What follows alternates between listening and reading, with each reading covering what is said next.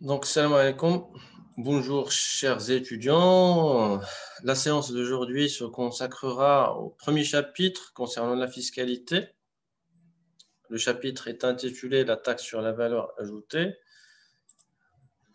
Donc, en guise de définition de la taxe, bien comme introduction à cette taxe, c'est une taxe qui a été introduite au Maroc en 1986, 1er avril plus précisément, une taxe qui a été instaurée, bien créée par un Français, un certain Maurice Lauré.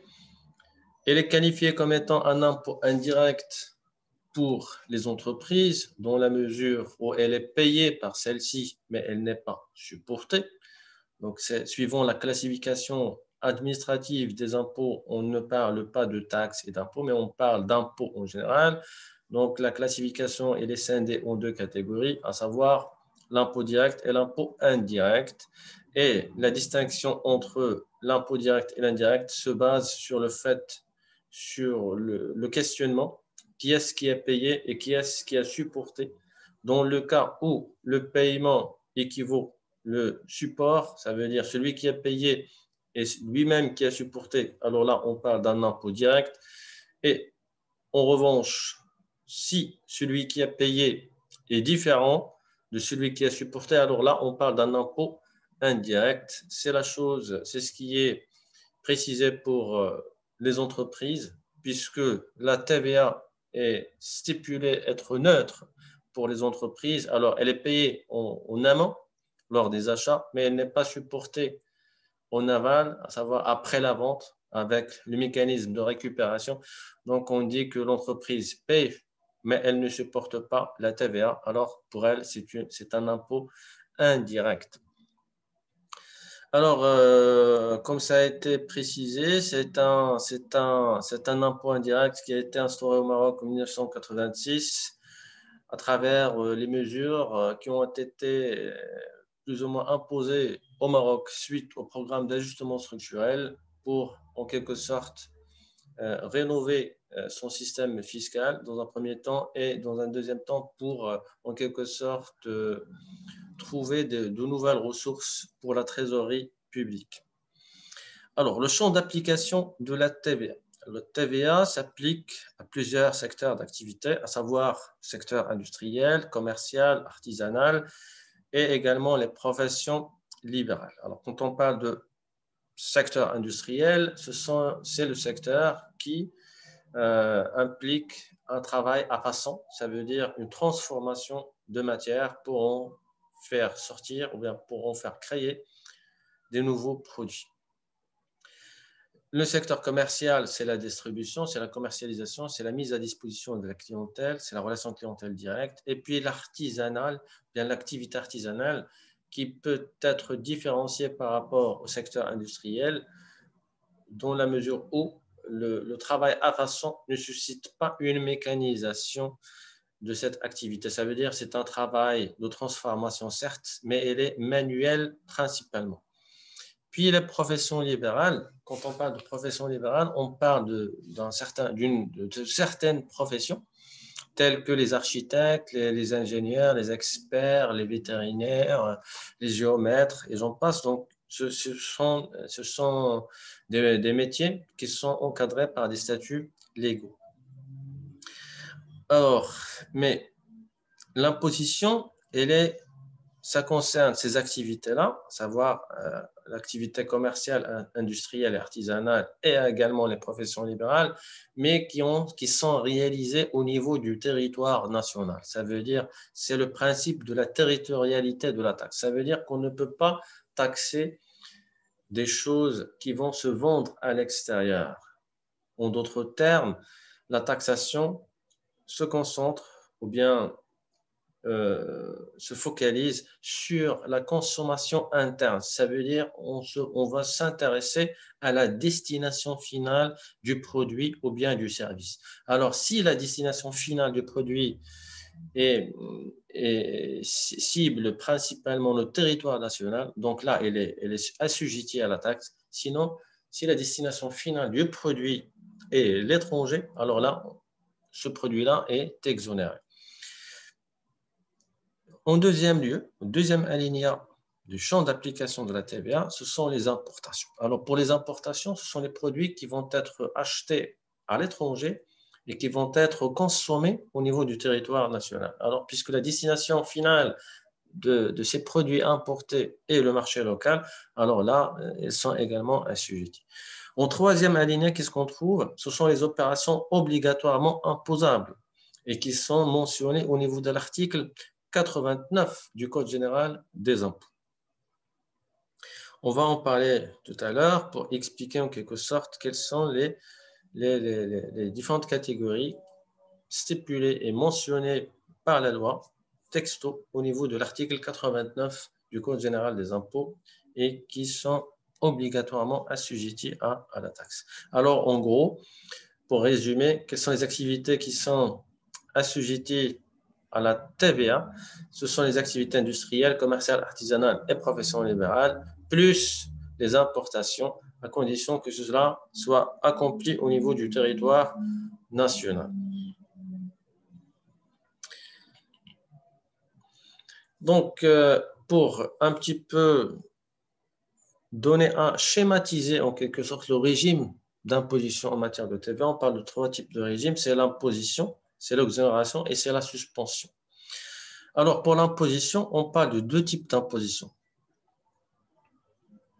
Quand on parle d'imposition, on parle de deux types d'imposition. Donc, le régime, ce qui est imposable, soit on est obligatoirement imposable, comme ça va être précisé au niveau de l'article 89, soit on est imposable par option.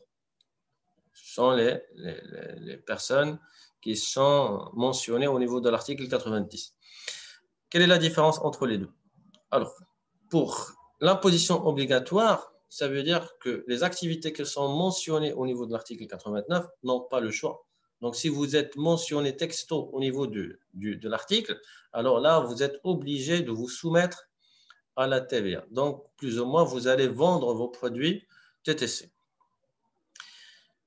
Quand en parlant de l'option, ça veut dire que ce sont des gens, ce sont des contribuables ou bien des activités qui sont soit exonérés sans droit à déduction ou avec droit à déduction. Ça veut dire qu'ils ne sont pas concernés par la taxe. Soit ils sont exonérés, soit ils sont situés hors champ d'application de la taxe, mais ils optent à l'assujettissement, à l'imposition obligatoire.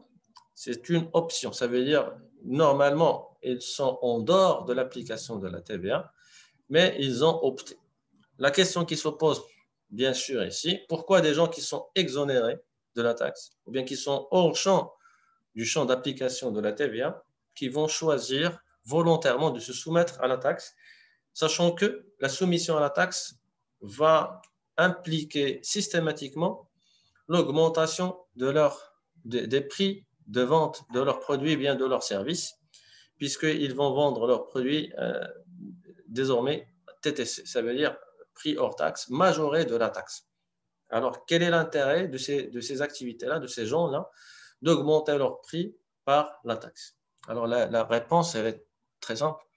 Ce sont des gens qui vont se considérer comme étant lésés en se situant hors champ d'application de la TVA. Donc, ils essayent en quelque sorte de neutraliser la TVA à travers l'imposition. Comment ceci? Donc, on va donner des exemples tout à l'heure lorsqu'on va expliquer l'option. Mais en gros, ce que vous devez savoir, pourquoi est-ce qu'on opte pour la TVA? Parce que on estime que être exonéré ou bien hors champ d'application de la TVA ne nous permet pas de neutraliser son impact, surtout au niveau des achats, au niveau des charges, si vous voulez, ce qui va en quelque sorte impacter notre trésorerie. Donc, on essaye de neutraliser l'impact de la taxe à travers la soumission. Comme ça, on va vendre nos produits, bien nos services TTC, et c'est à travers le mécanisme de déclaration qu'on va neutraliser cette taxe. Ça va être expliqué un petit peu plus loin. Pour l'exonération, il y en a deux catégories. Il y a l'exonération avec droit à déduction et il y a une exonération sans droit à déduction. Qu'est-ce qu'on veut dire par l'exonération avec droit et sans droit? Alors, exonérer veut dire très simplement que ces produits-là ne sont pas concernés par la taxe. En d'autres termes, c'est que la vente ici sera hors taxe. Donc, si vous voulez, on peut écrire et l'exonération, ça veut dire c'est une vente hors taxe. Mais un produit qui est vendu hors taxe n'implique pas qu'il n'a pas été grevé par la taxe lors de sa production. Je donne l'exemple ici d'un produit qui va être exporté. Alors, les exportations sont normalement vendues hors taxe, puisque la consommation finale, elle est à l'étranger, ça veut dire en dehors du territoire national, et puisque la vente est stipulée en dehors du territoire, donc elle n'est pas concernée par la taxe. Donc, je vends hors taxe, mais pour fabriquer le produit qui va être vendu à l'étranger, j'ai été grevé par la taxe. Je donne un simple exemple.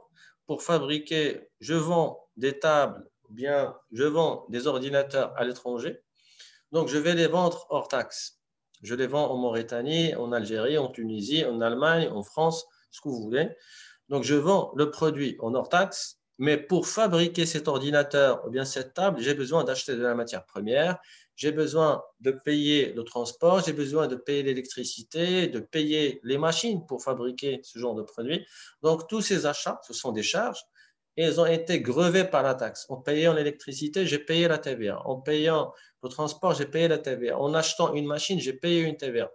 Donc, il y a une TVA qui est payée en amont, mais elle n'est pas récupérée. Je n'ai pas le moyen de récupérer cette taxe en dernier lieu. Pourquoi? Parce que je vends mon produit hors taxe à l'étranger. Alors là, l'exonération, ça veut dire je vends mon produit hors taxe, certes, mais j'ai le droit, puisque l'exportation, c'est une activité qui bénéficie du droit de déduction. Ça veut dire je peux récupérer la TVA qui a grevé mon processus de production, que ce soit sur l'achat de la matière première, bien l'achat des immobilisations, à savoir les machines, bien le transport, ce que vous voulez. OK? Donc, mais sans droit à déduction, là, je donne l'exemple des matières de première nécessité, telles que par exemple le pain. Donc, quelqu'un qui produit du pain, ça veut dire le boulanger, il va vendre son pain en hors taxe. Alors, quand on parle toujours de l'exonération, c'est toujours une vente hors taxe. Sans droit à déduction, ça veut dire que le pain qui a été vendu, il est vendu certes hors taxe, mais le processus de fabrication de ce pain, il a été grevé par la taxe. Ce qui veut dire que le producteur, à savoir le boulanger, il a été grevé par la taxe. Il a supporté une taxe en amont.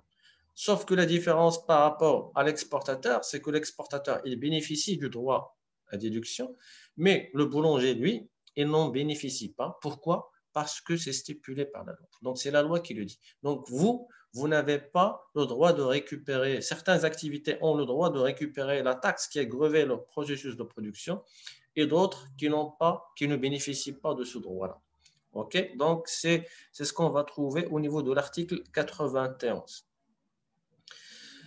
Alors, pour résumer en quelque sorte ce qui vient d'être dit, donc l'imposition veut dire principalement une vente TTC. Imposable, ça veut dire vendre TTC, mon produit, avec la taxe qui est comprise. Et exonérer, cela veut dire vendre hors taxe. Cela veut dire vendre hors taxe. Suspension. Cela veut dire quoi la suspension? La suspension veut dire cette fois un achat hors taxe. La suspension veut dire un achat hors taxe. Ça veut dire je vais acheter en suspension de la TVA.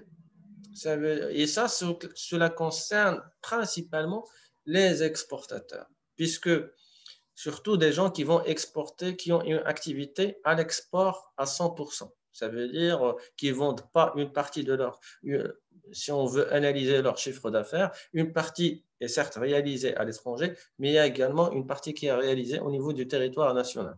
Ce qui veut dire qu'il y a une partie de leur chiffre d'affaires qui se chiffre TTC et une autre partie à l'étranger qui se chiffre hors taxe. Alors, pour neutraliser l'impact de la TVA pour ces exportateurs, surtout pour les exportateurs qui ont un chiffre d'affaires à 100% à l'étranger, alors là, on leur donne la possibilité d'acheter également en hors taxe. Ils achètent hors taxe et ils vendent hors taxe. Comme ça, pour eux, la TVA, elle est neutre. Ils ne sont pas, leur trésorerie n'est pas impactée. Sinon, s'ils ont une activité qui est mixte, donc là, ils vont bénéficier du droit à déduction, comme on vient de le voir au niveau de l'article 80-92. OK. Maintenant, on va essayer de parler de préciser, bien d'entrer dans le détail de chaque catégorie. On commence par l'article 89 qui présente les opérations qui sont obligatoirement imposables. Alors là, en premier lieu, qu'est-ce qu'on trouve? Les ventes et les livraisons par les entrepreneurs de manufacture de produits extraits, fabriqués ou conditionnés par eux directement ou à travers un travail à façon. Alors, pour résumer l'idée derrière ce premier alinéa, ce sont les ventes, on parle de vente et de livraison, mais de quoi? De produits qui ont fait objet d'un travail à façon. Ça veut dire, en gros, c'est l'activité industrielle. On retrouve ce qui a été précisé au niveau du champ d'application. Alors, ce qui est obligatoirement imposable, en premier alinéa, ce sont les produits qui ont fait objet d'un travail à façon, ça veut dire les produits industrialisés. Deuxième lieu, qu'est-ce qu'on a? On a les ventes et les livraisons en l'état. Donc là, on parle de vente, de livraison, de quoi? De produits qui sont extraits ou bien qui sont fabriqués ou bien qui font l'objet d'un travail à façon. Ici, de vente et livraison de produits vendus quoi? En l'état. Par qui? Par les grossistes et par les commerçants ayant réalisé un chiffre d'affaires qui dépasse 2 millions de dirhams. Donc, pour résumer encore une fois le deuxième alinéa, on parle ici d'une activité purement commerciale. Ça veut dire les activités commerciales, mais qui sont concernées? On parle des grossistes en premier lieu, et deuxième lieu, on parle des commerçants qui réalisent un chiffre d'affaires qui dépasse 2 millions de dirhams. Ce qui veut dire, si vous êtes un commerçant détaillant, mais qui ne réalise pas un chiffre d'affaires qui dépasse 2 millions de dirhams, vous n'êtes pas concerné par la